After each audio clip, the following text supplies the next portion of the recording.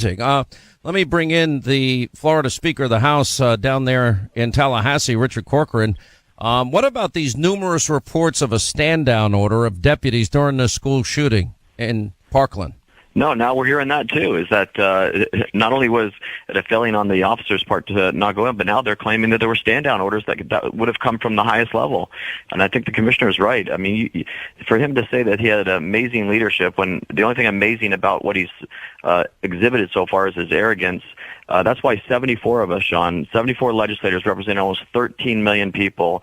Under the Constitution, the governor can remove somebody and suspend them for incompetence, malfeasance, misfeasance, neglect of duty, of which he scores high on all of the above. And so we've sent that letter. The governor has sent down our state law enforcement to take over the investigation. We know we're being misled. Nobody believes he didn't know for 8 days that this guy didn't go in, and he needs to be suspended and ultimately removed by the Senate. Did you read Sarah Carter's piece about some 66 investigations going on into this particular sheriff's department? I couldn't believe it when I read that yesterday. Well, what's amazing is that by his own admissions, this is the chief law enforcement officer, the head of safety for the entire county. Number one, the buck stops with him. By his own words, he investigated the school resource officer who didn't go in. He's investigating the 3 outside who didn't go in. He's investigating that once they did go in, after the shooter was long gone, after they did go in, did they deny access to first responders? He's investigating the voluntary contract that he entered into with the superintendent, which we call a no arrest policy. They call it, the fancy words like promise program. The no arrest policy that allowed the kid to bring in bullets and knives that should have been felonies and he should have been under arrest. And then they bragged that crime was down in schools by over 60%.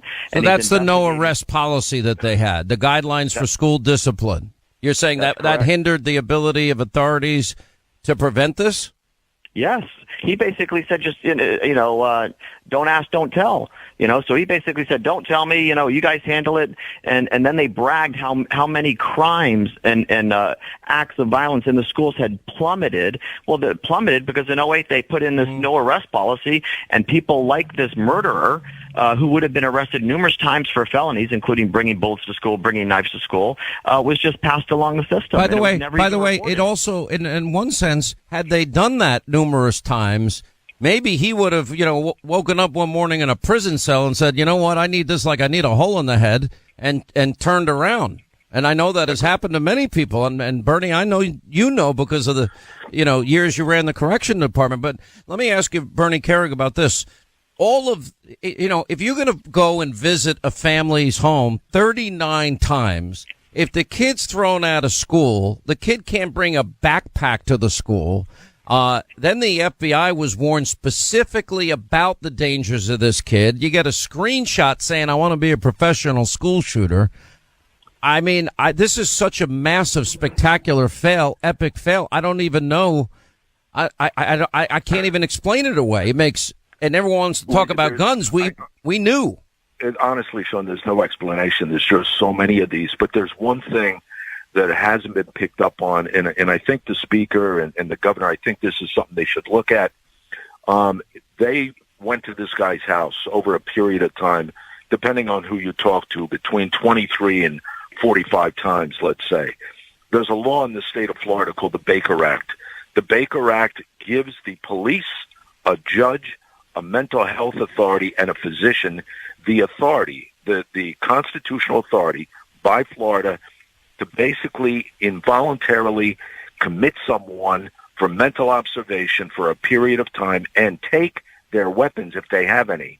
I find it unfathomable that all the calls that we've heard about where they went to this guy's house, that sheriff and that sheriff's department, and nobody took his weapons. Nobody. Let me ask you about New York City. If you're the police commissioner and your guys go to one particular house for one particular individual 39 times, are you telling me this kid's not going to be put away? Because if I jaywalk in New York, I'm going to be put in jail. I'll be over at Rikers. Listen, forget the 39 times. I can tell you right now, if you had a weapons carry permit or you had a permit to purchase a gun and possess a gun in New York City, and they get one job to your house, one, and they go there and there's a domestic or there's violence or threats of violence, I can promise you, just the call, somebody will be there from the NYPD to pick up your guns until it's sorted out. Yep. By the way, I know that's true. And I've had a pistol carry permit for the city for, 18 years. I know absolutely that's true, and that's happened to people. And it's just an allegation. It doesn't even have to be proven. You're 100% right. It doesn't have to be proven. Just has to be a call. Yep. And they will take the guns until it's figured out. All right, we'll take a break. We'll come back. Bernie Kerrigan is with us. Richard Corcoran is the Speaker of the Florida House of Representatives. 800-941-SEAN is our number. You want Commissioner during 9/11-2001. Bernie Kerrigan is with us. Speaker of the Florida House of Representatives, Richard Corcoran, and we're talking about this incompetent sheriff, Israel, down in Broward County, and what should happen next. From the state level, Richard, what's going to happen? I mean, the governor now has taken over the investigation, or state officials are. And from there, is there a review process? Can he be suspended immediately? What do you make all these public comments he's making? Well, it's not my job. I did a great job. Oh, I think the governor, by sending down FDLE, he's probably told them, expedite this. I need answers fast. And the second he's comfortable with where they're at, I think my inclination is he would probably suspend them right away. Today, we're in session right now, Sean. We just issued 9 subpoenas where he says we're not, releasing the videos. Under the authority of the House, we sent down subpoenas today. We want every video, every radio, every document, all incidents relating to this kid. I think his days are numbered. There's no question about it. The question is just how soon is it? Again, it's unfathomable. I know there's been a lot of discussion, Bernie, about, the FBI and the deep state and the DOJ, and they didn't inform the FISA court. Now we have all the missed signs down here in Florida. I just want to be very clear. These are not the FBI guys. This is not the police people. This is not the sheriff people that I know in my life. The people that I know were with you on 9/11, running up the towers and ultimately giving their lives to save people. Those are the police, first responders, firemen that I know. Yeah, but you know what, Sean? They're still out there. You listen, I know plenty of line duty FBI agents and cops all over this country. I have an enormous amount of respect and admiration for all of them. They do a job that nobody really has the courage to do. They actually put their lives on the line for people. I think the things that we have seen over the last several months with regard to the FBI and the FISA court, honestly, that stuff is at the top of the chain, which the president's going to have to deal with, the attorney general's going to have to deal with. But the line agents, for the most part, they're the best. They are the best investigative service in the world. In this case, were there things missed? Yes. But they're going to have to learn from it. They're going to have to fix it.